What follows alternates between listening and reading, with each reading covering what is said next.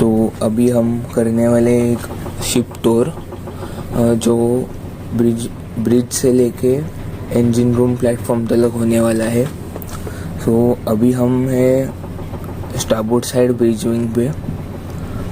तो अभी हम जा रहे हैं ब्रिज विंग से मेन ब्रिज के अंदर, जहाँ पर सब कंट्रोल पैनल वगैरह लगा हुआ है। यहाँ से नेविगेशन हुआ जाता है। ब्रिज में हर प्रकार के नेविगेशनल इक्विपमेंट्स है, जैसे कि एक्डिस, रेडार वगैरह। ये शिप का एक महत्वपूर्ण भाग है। तो अभी जैसे आप देख रहे हो, ये है मेन कंसोल ब्रिज का, और यहाँ पर जो दिखाया जाएगा वो है पोर्ट साइड ब्रिज विंग, और जो वहाँ पर ऑब्जेक्ट है उसे कहते हैं जायरो कंपास रिपीटर। ब्रिज पे वॉच रखी जाती है। 3 ऑफिसर्स रहते हैं, तो 4 घंटे का 3 वॉचेस रहते हैं, जैसे 12 से 4, 4 से 8 और 8 से 12, ऐसे पूरे दिन में वॉच रखा जाता है। ये जगह कभी भी अनमैन्ड नहीं रखा जा सकता है। तो अभी जैसे ये ब्रिज है, तो ब्रिज से अभी हम जाएंगे नीचे की ओर ECR तक। तो ये ब्रिज डेक था, यहाँ से हम जाएंगे अभी सी डेक की ओर।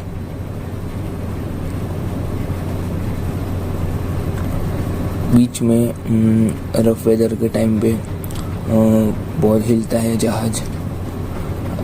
अभी हम धीमे धीमे ECR की ओर जाएंगे। ECR में जाने से पहले हम आपको शिप्स ऑफिस और कॉमन स्पेसेस बताया जाएगा।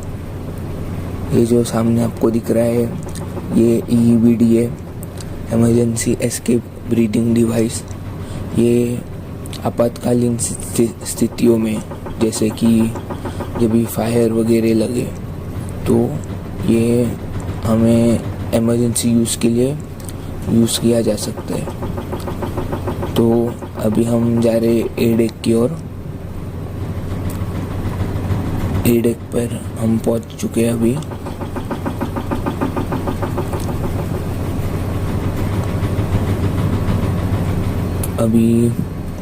A deck basically common space ज़्यादा है A डेक में। जैसे कि अभी आप देखोगे, ये जो है ये है ऑफिसर्स मेस रूम, जहाँ पर सब ऑफिसर्स खाना खाते हैं। और यहाँ पर भी एक EEBD रखा हुआ है। और यहाँ से अभी हम चलेंगे क्रू मेस रूम में। जैसे कि ऑफिसर मेस रूम में जब ऑफिसर्स खाते हैं, वैसे ही क्रू मेस रूम में हमारे शिप क्रू खाना खाते हैं। ये मेस रूम और क्रू लाउंज भी है, डेजिग्नेटेड स्मोक रूम भी है ये। तो यहाँ पर सब हमारे शिप का जो पार्टी वगैरह होता है वो यहाँ रखा जाता है, क्योंकि ये जगह भी थोड़ी बड़ी है। और इधर पे सब हम कर सकते हैं। अभी हम जा रहे हैं शिप्स ऑफिस की ओर। ये हमारा शिप्स ऑफिस है, जहाँ पर मेनली चीफ ऑफिसर बैठते हैं।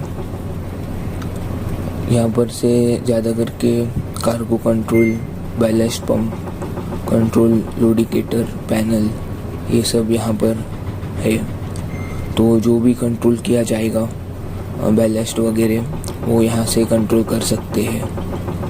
ऐसे दूसरा पैनल ECR में भी है। अभी हम जा रहे हैं ECR की ओर।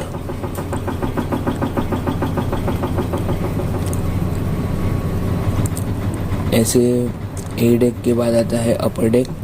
अपर डेक से हमें मिलेगा ECR का एंट्रेंस। ECR बहुत ही शोर वाला जगह है जहाँ पर बहुत सारे मशीनरी ऑब्जेक्ट्स है, बहुत सारे मशीन्स है, तो वहाँ पर बहुत आवाज़ रहता है। तो जाने से पहले ईयरमफ्स पहनना कंपलसरी है। तो यहाँ से अभी हम एंटर करेंगे इंजन चेंजिंग रूम में।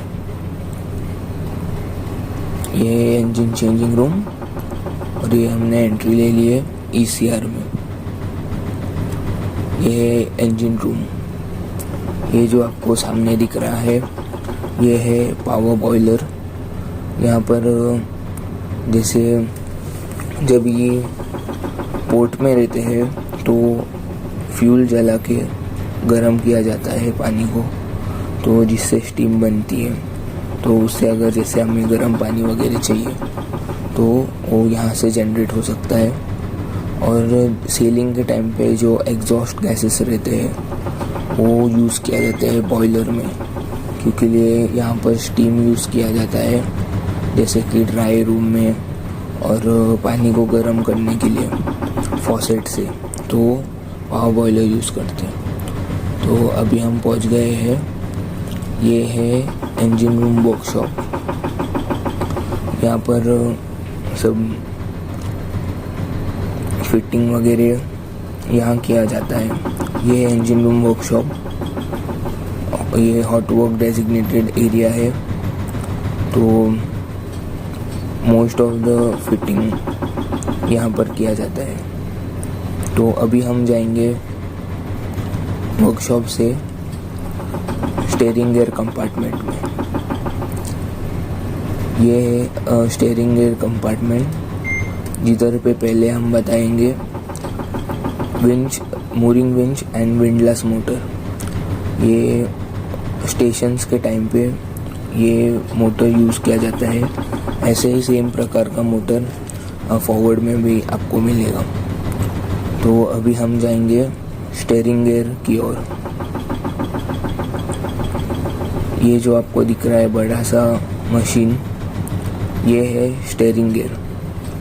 यहाँ पर दो मोटर है, नंबर 1 और नंबर 2।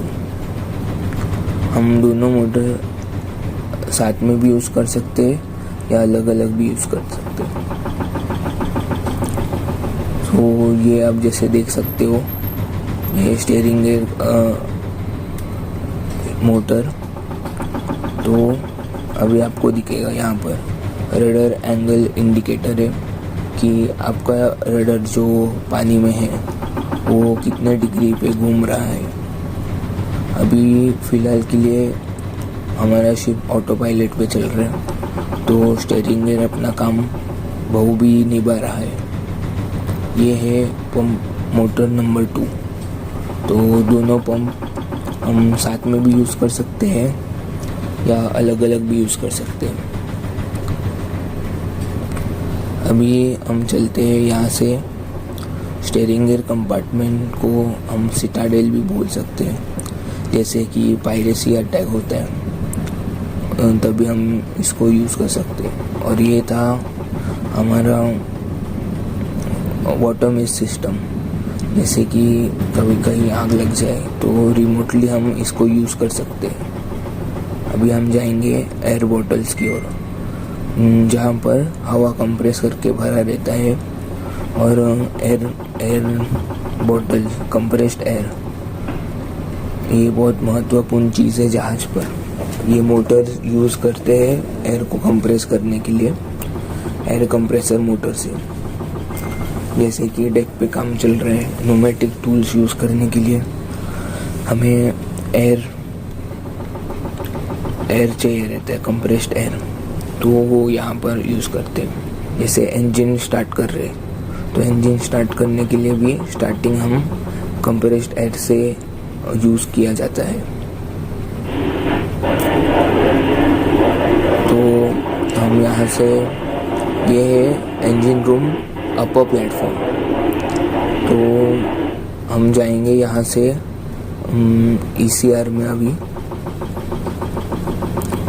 जैसे आप देख सकते हो, ये इंजन रूम में बहुत सारा मशीनरी स्पेस है। जैसे मैंने पहले बोला था, बहुत सारे मशीन से बहुत सारा आवाज़ है यहाँ पर, तो ईयर मफ्स पहनना बहुत महत्वपूर्ण है।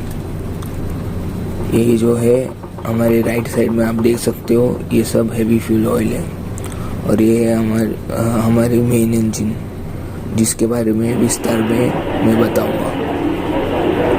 अभी हम जा रहे हैं ECR की ओर, जहाँ पर सब मशीन्स कंट्रोल की जाती है और सब मशीन्स की रीडिंग वगैरह ECR में बताई जाती है।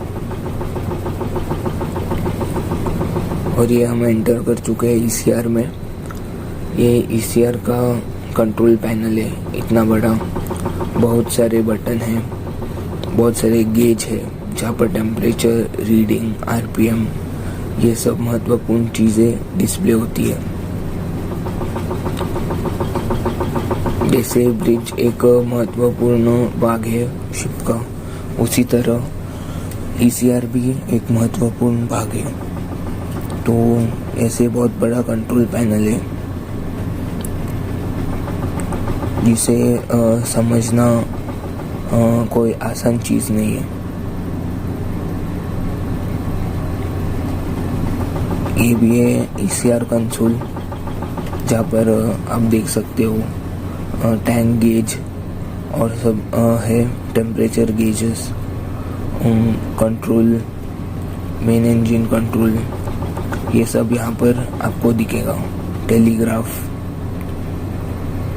तो ECR भी एक बहुत ही महत्वपूर्ण जगह है इस जहाज़ पर। तो अभी हम जाएंगे ECR से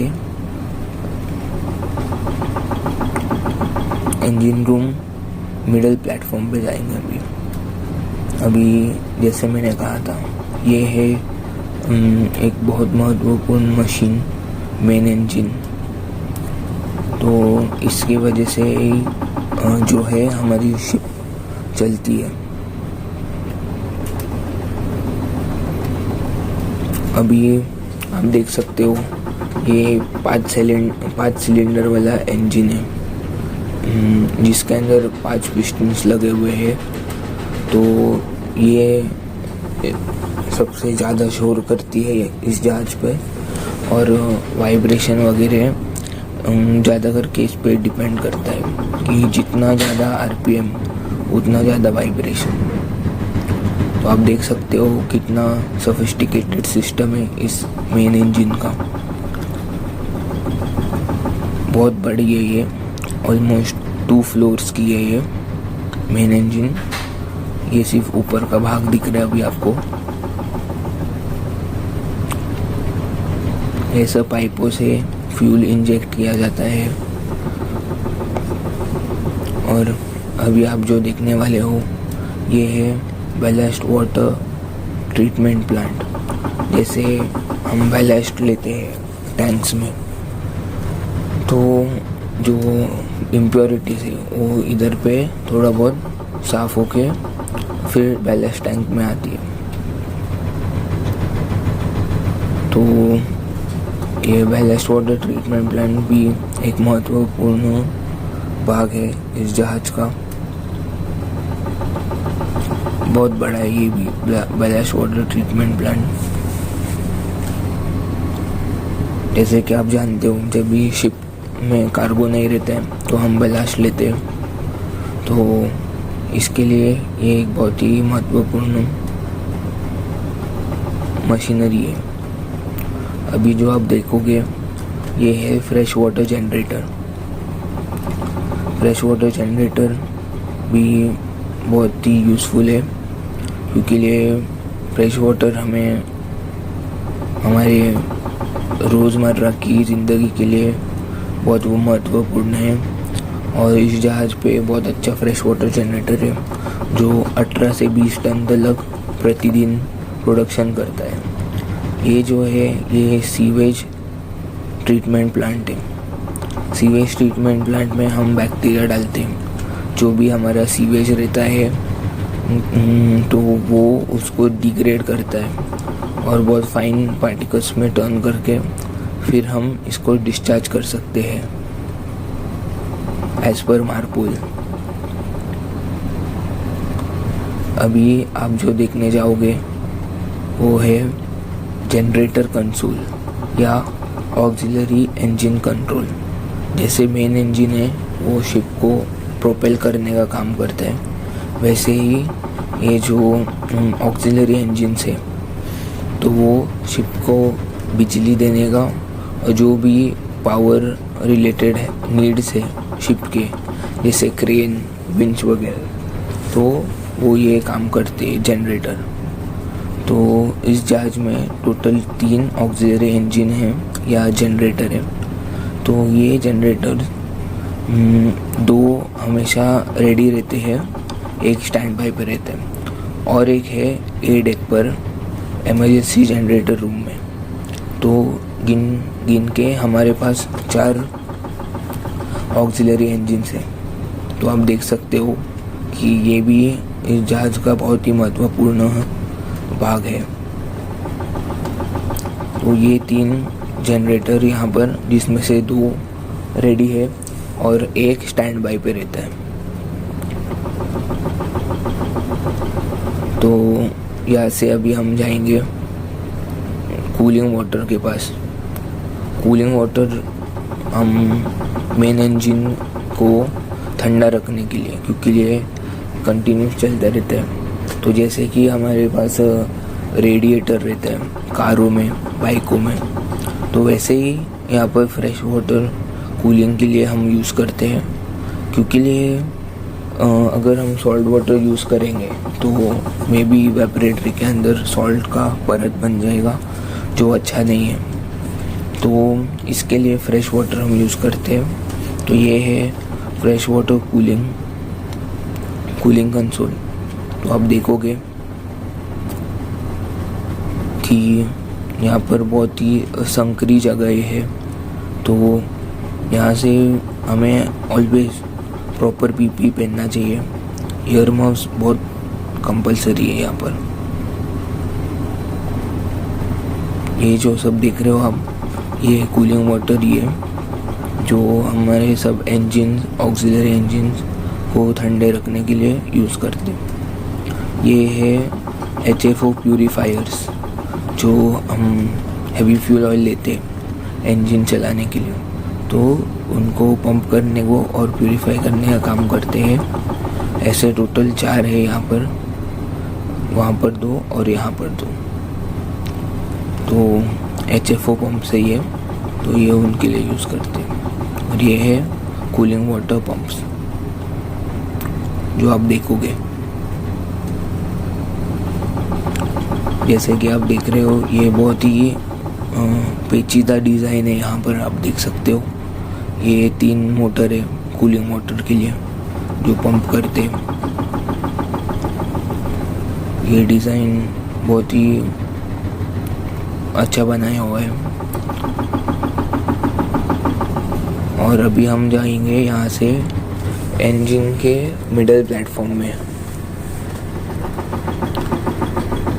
ये यहाँ हम पहुँच गए हैं इंजन के मिडल प्लेटफॉर्म पे। यहाँ पर जो आप देख रहे हो ये है टर्बो चार्जर, जो हवा को इंजन में डालता है तो कंबशन ज़्यादा तेज़ी से हो सकता है, तो जिससे आपका RPM वगैरह आप बढ़ा सकते हो। टर्बो चार्जर ये बहुत शोर करता है, तो इसके पास जाने के टाइम गियर मफ्स बहुत ही महत्वपूर्ण है। यहाँ से जो मैनहोल दिख रहे हैं, तो यहाँ से आप खोल के स्कैवेंजिंग, जब ये इंजन रुका हुआ रहता है तब स्कैवेंजिंग वगैरह कर सकते हैं। तो अभी हम जाएंगे इंजन रूम बॉटम प्लेटफॉर्म पे। तो ये लास्ट प्लेटफॉर्म है यहाँ पर, तो आपको संभाल के चलना रहता है क्योंकि ये slip, trip and fall hazard हो सकता है। यहाँ पर आप देख सकते हो फायर एंड GS पंप और बिल्ज एंड GS पंप। तो फायर एंड GS पंप जैसे आप आपको पता है ये फायर लाइन में और सब हम यूज़ करते हैं फायर एंड जीएस पंप। अभी ये जो बड़ा सा मोटर है यहाँ पर, ये है number 1 ballast pump. Ballast pump की पंपिंग कैपेसिटी ऑलमोस्ट, एक बैलास्ट पंप की pumping capacity almost 1200 tons per hour है। और इस जहाज को संतुष्ट रखने के लिए यहाँ पर 2 बैलास्ट पंप दिए हुए हैं।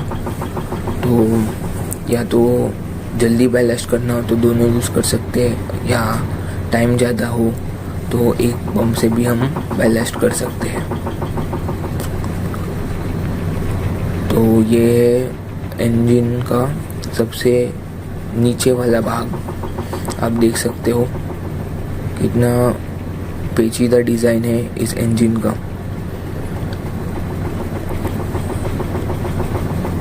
अभी हम जाएंगे, अभी आपको बताया जाएगा इस इंजन का प्रोपेलर शाफ्ट। ये जो दिख रहा है आपको घूमते हुए, यहाँ से इस प्रोपेलर शाफ्ट को घुमाया जाता है, जो बाहर जाके प्रोपेलर को घुमाता है। जिस गति से ये प्रोपेलर शाफ्ट घूम रहा है वही गति से बाहर प्रोपेलर भी घूमा जाएगा। तो यहाँ पर आपको बहुत संभल के रहना रहता है, बहुत शोर है यहाँ पर, तेल वगैरह गिर सकता है, तो आपको बहुत संभाल के काम करना चाहिए। धन्यवाद।